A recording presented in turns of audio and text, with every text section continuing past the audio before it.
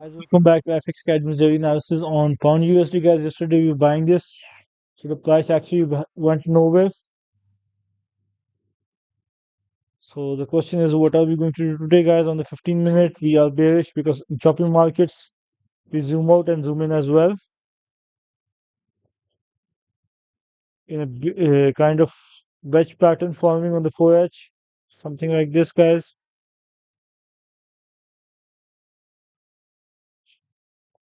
So that's just consolidation. So going to go back on the 1H, and I expect ranging markets to keep on ranging.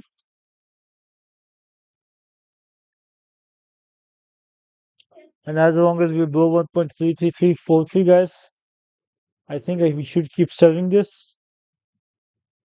Yep. And my first target would be 1.33185. The next one would be, guys, 1333089.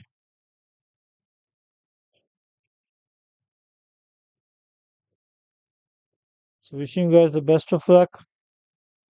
Hope you guys make money trading this pair, and see you guys tomorrow. If you break above this, it would be in bullish continuation, and minimum target for today would be 1.33627. So wishing you guys the best of luck, and see you guys tomorrow.